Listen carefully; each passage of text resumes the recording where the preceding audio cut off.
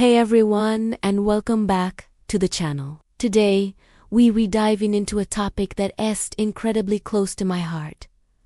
The power of our words as parents. Have you ever stopped to think about how the simple things we say every day are actually the building blocks of our children's inner world? It's a huge responsibility, but it's also a beautiful opportunity. The words we choose can either build walls or construct bridges. They can create distance, or they can foster a connection so strong that it becomes the foundation for our child's entire life. This isn't about being a perfect parent because, let's be real, that doesn't exist. It's about being an intentional parent. It's about understanding that our language shapes our children's sense of self, their security, and their ability to trust not just us, but the world around them. So today, we're going to explore some simple, yet transformative words and phrases that can completely change the dynamic in your home, strengthen your bond, and help you raise confident, resilient, and emotionally intelligent kids. Let's get started.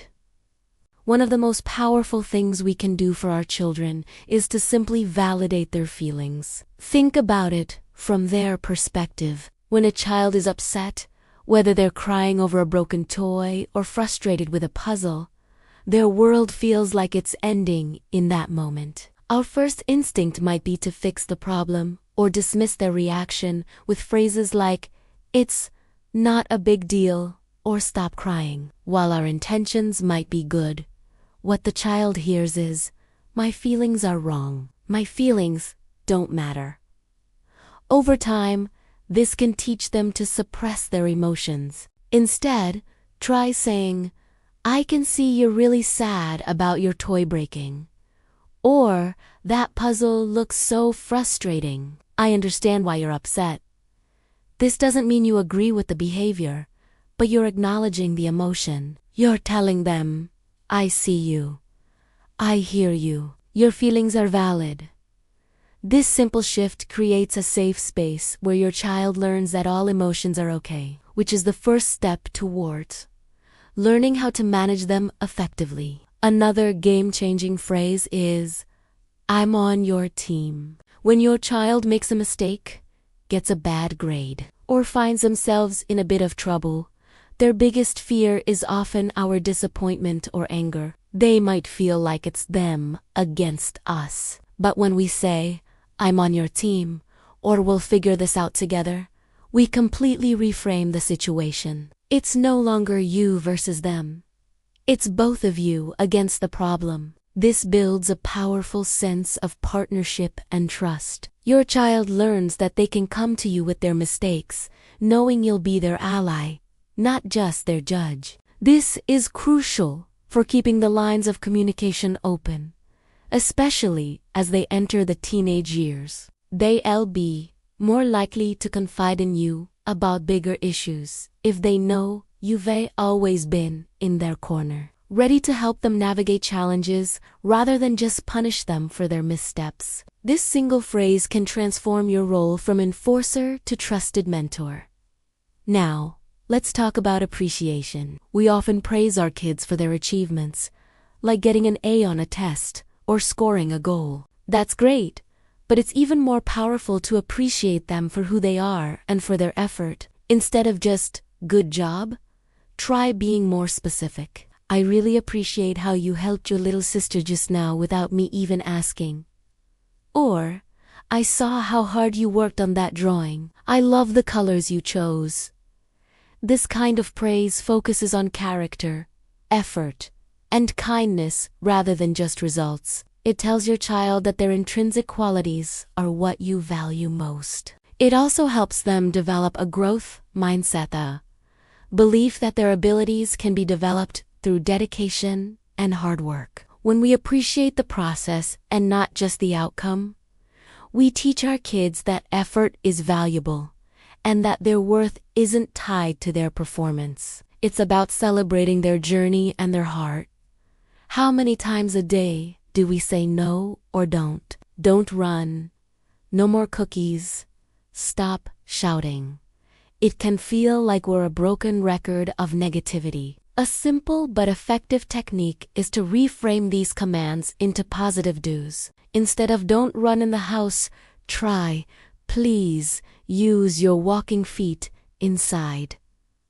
Instead of "stop shouting," try "let's use our inside voices."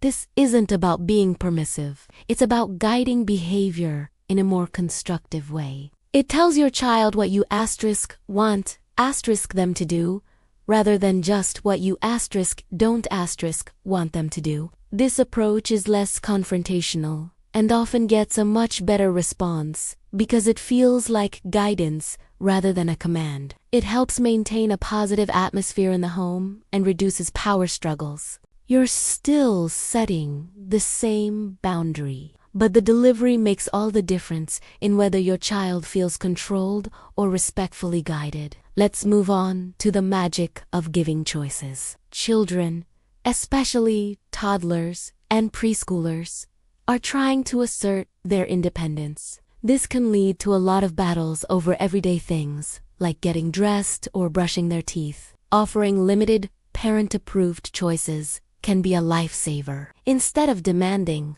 "put on your coat now," you can ask, "do you want to wear the blue coat or the red coat?" Either way, they're putting on a coat, but they feel a sense of control and autonomy because they got to make the decision.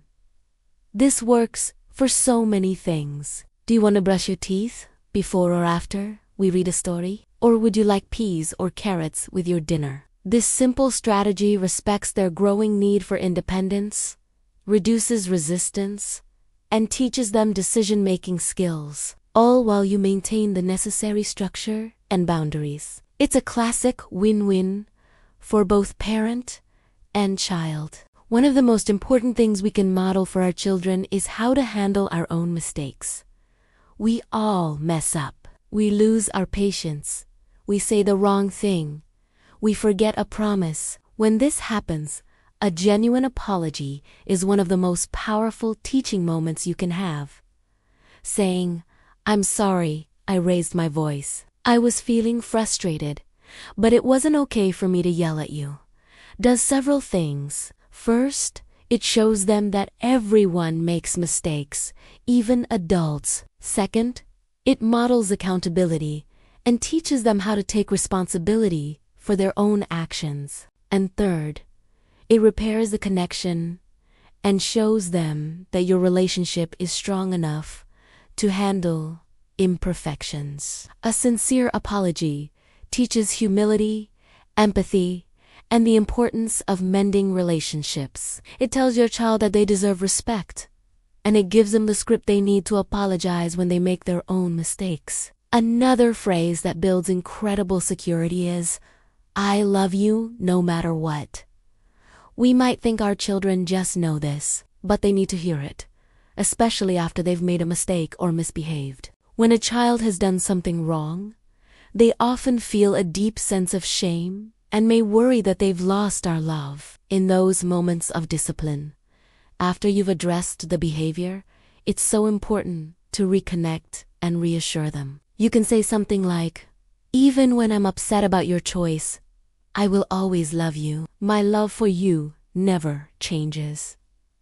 This separates their behavior from their identity. It communicates that while certain actions are not acceptable, they themselves are always worthy of love. This unconditional love is the bedrock of a child's self-esteem and emotional security. It gives them the confidence to take risks and learn from their mistakes, knowing their safest relationship is unshakable. Finally, let's not underestimate the power of simply saying, "Tell me more."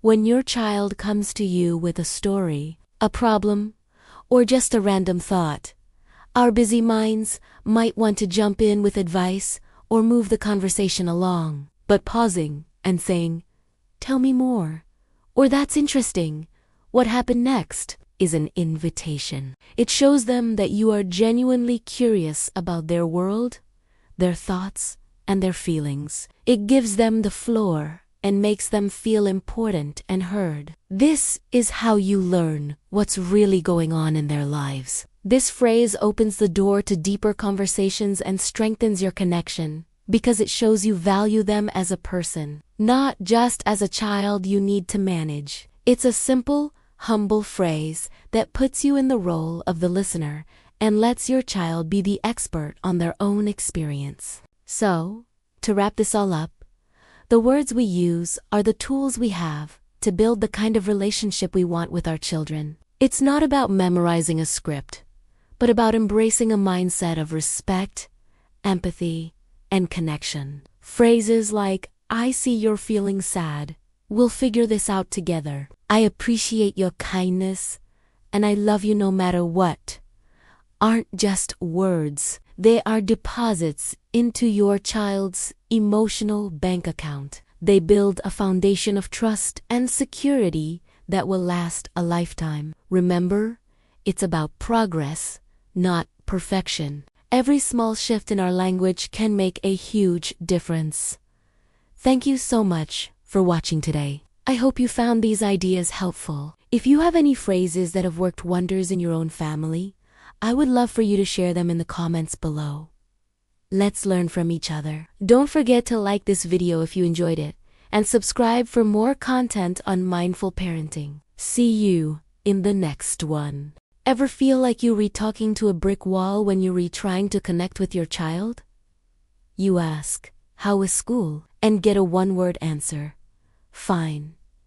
It's a common struggle. But what if I told you the secret to unlocking deeper conversations isn't about what you say, but how you listen? Welcome back to our channel, where today we're diving into the powerful art of listening so your child feels truly heard, seen, and valued. This one shift can transform your relationship, improve their behavior, and build a foundation of trust that will last a lifetime.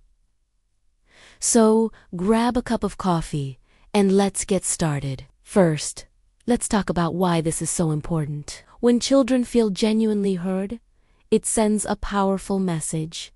You matter. Your feelings are valid. You are important to me. This sense of validation is crucial for their emotional development. It builds their self-esteem and teaches them that their voice has power. Think about it from their perspective. They're navigating a world that can be confusing and overwhelming. Having a safe harbor at home, where they know they can express themselves without judgment, is everything. This security doesn't just make them feel good. It directly impacts their behavior. A child who feels understood is less likely to act out for attention because their need for connection is already being met in a positive way. So, how do we move from just hearing words to truly listening? The first step is to create the right environment. This means putting away the distractions. I know, it's hard. The phone is buzzing, the laundry is calling, and dinner needs to be made. But when your child starts to talk, especially about something that seems important to them, try to pause. If you can't give them your full attention right then, be honest. Say something like, "Honey, what you're saying is really important to me, and I want to hear all about it. Can you give me 5 minutes to finish this, and then you'll have my undivided attention?" This shows respect for their words and teaches them patience. Once you're ready to listen, get on their level, literally. If you have a small child, crouch down or sit on the floor with them. If you have a teenager, sit next to them on the couch. Towering over them can feel intimidating, but being at their eye level creates a sense of equality and connection. Make eye contact. This nonverbal cue is incredibly powerful. It tells them, "I'm here with you. I'm focused on you." It shows you're engaged and that their words are the most important thing in that moment. It can feel a little intense at first, but it makes a huge difference in helping your child feel secure enough to open up. Now, for one of the hardest parts for us parents, pausing before you respond. Our instinct is often to jump in with advice, solutions, or our own stories. We want to fix their problems or teach them a lesson. But sometimes, What our kids need most is just a sounding board. They need space to process their own thoughts and feelings out loud. So, when they finish speaking, take a breath. Count 2, 3 in your head.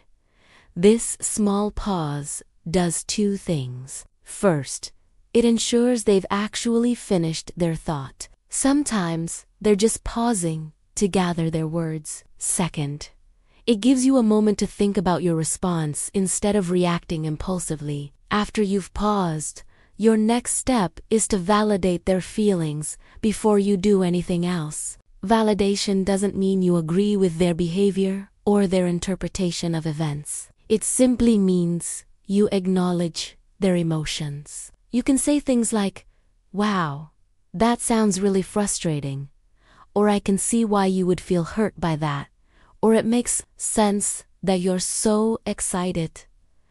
You're naming the emotion you hear in their story, which shows you're not just hearing the words, but you're understanding the feeling behind them. This is the core of making someone feel heard. You're reflecting their emotional world back to them.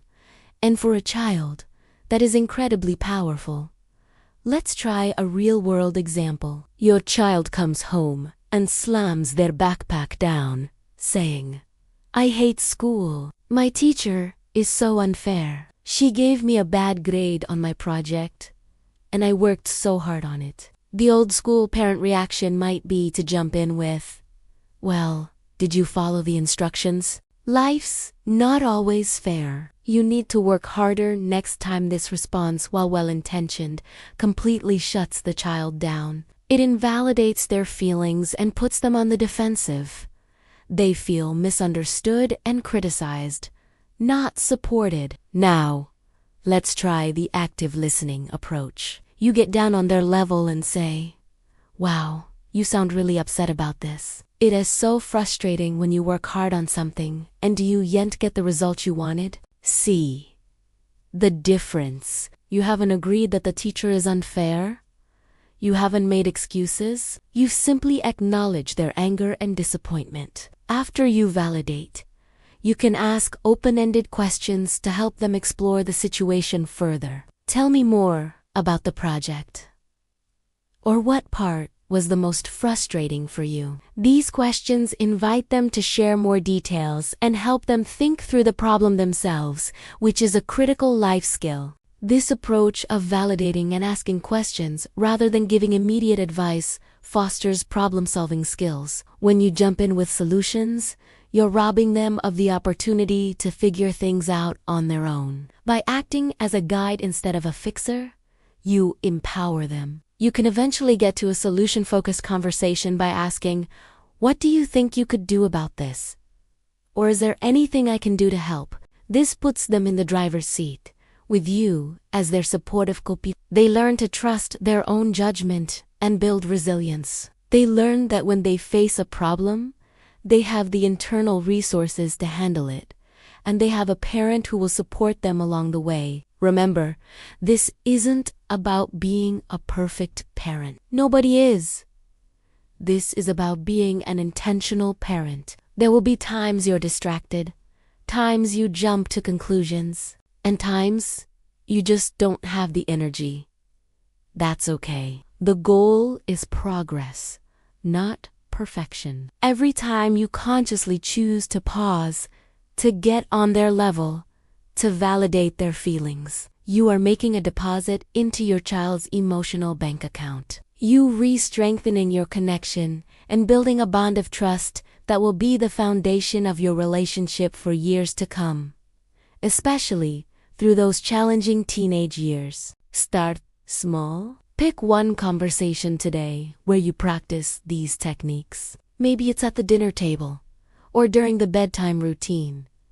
Notice the difference it makes. Notice how your child responds when they feel that you are truly, deeply listening. It might feel awkward at first, but with practice, it will become your new normal. You're not just learning a communication trick. You're building a more loving, respectful, and connected family. Thank you so much for joining me today. I hope these tips help you build an even stronger connection with your children. If you found this video helpful, please give it a thumbs up and subscribe to our channel for more parenting insights. And I'd love to hear from you in the comments. What are your biggest challenges when it comes to communicating with your kids? Let's support each other. Until next time, keep listening and keep connecting.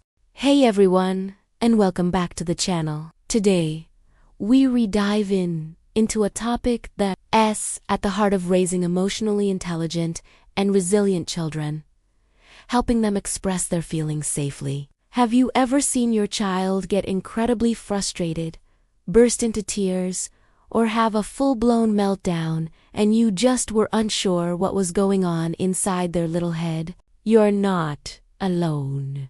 It's so common for kids, especially young ones, to feel big emotions but lack the words to explain them. They might know they feel bad or weird, but they can't quite pinpoint if it's sadness, anger, disappointment, or jealousy. This is where we, as parents and caregivers, play a crucial role. Our job is to be their emotional coach, guiding them through the complex world of feelings. So, where do we start? The first step is building their emotional vocabulary. Just like we teach them colors, numbers, and letters, we need to teach them the names of emotions. You can make this a natural part of your day. When you're reading a book together, you can say, "Look at the bunny's face. He looks very sad because he lost his carrot." Or when you're watching a movie, you can point out, "Wow, that character seems really excited about winning the race." By naming emotions in different contexts, you give your child the labels they need. You can also use simple, clear words. Instead of just happy, you can introduce joyful, proud, or content. Instead of just mad, you can talk about being frustrated, annoyed, or furious. This helps them understand that feelings come in many different shades and intensities. Don't forget to talk about your own feelings too. Saying something like, "I feel a little frustrated because I can't find my keys," models for them that it is normal for everyone to have feelings, and it is okay to talk about them. Once they have some words, the next big step is encouraging them to talk about their feelings instead of acting them out. We've all seen it. The toy throwing, the stomping feet, the screaming. These behaviors are often just a child's way of showing a feeling they couldn't express with words. When this happens, it's our moment to connect, not just correct. Instead of immediately saying, "Stop that," try getting down on their level, making eye contact, and saying something like, "You seem really angry right now. Is it because your tower fell over?" This does two amazing things. First, it validates their feeling. You're telling them, "I see you, and I understand you're upset." This is incredibly powerful. It makes them feel heard and less alone with their big emotion. Second, it gives them the language to connect their feeling to the situation. It helps their brain build the pathway between the inner feeling and the outer event. Creating a safe space for these conversations is absolutely key. Your child needs to know that no feeling is bad or wrong.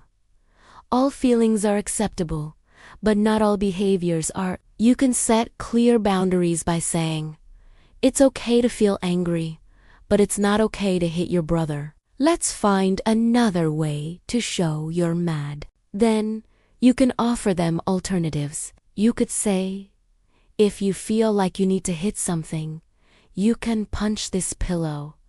Or, "When you feel that angry energy, let's try stomping our feet on the ground really hard." You could even create a calm-down corner in your home with soft pillows, books, or sensory toys, where they can go when they feel overwhelmed. This teaches them healthy coping strategies. They learn that they can manage their emotions without causing harm to themselves or others. It's a skill that will serve them for their entire life. Remember to be a patient listener. When your child does start to open up, Try to listen without jumping in to fix the problem right away.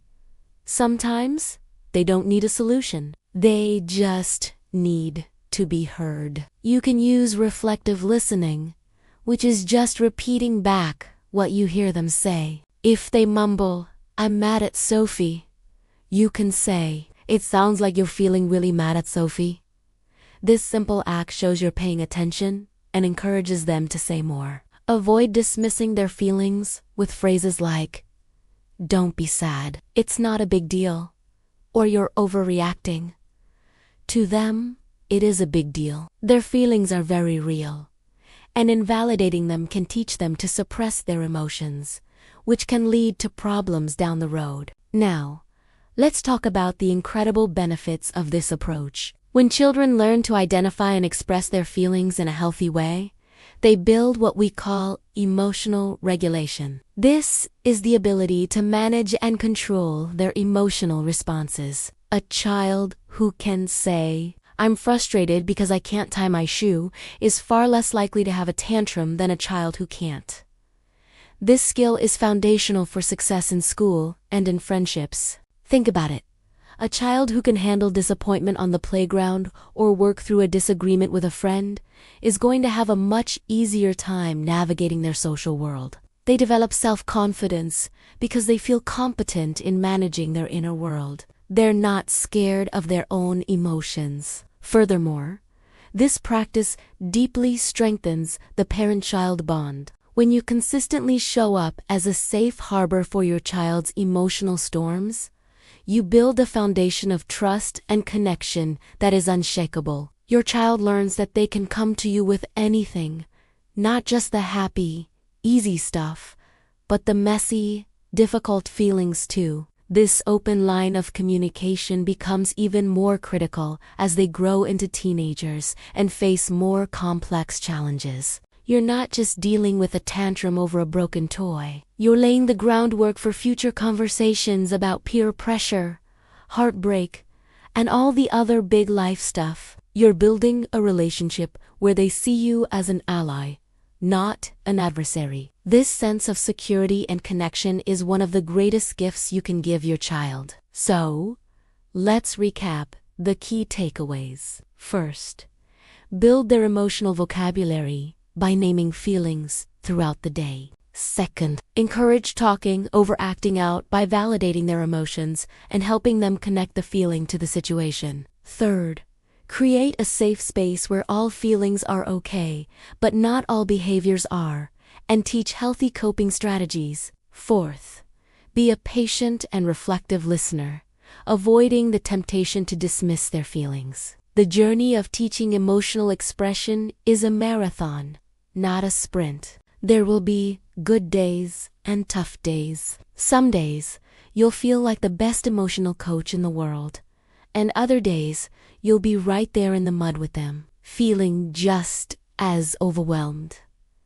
That's okay. The key is consistency and compassion for your child and for yourself. Every time you kneel down, make eye contact and say, "I see you're having a hard time. Let's talk about it." You are making a powerful investment in your child's future, well-being, their confidence, and the strength of your family. Thank you so much for watching today.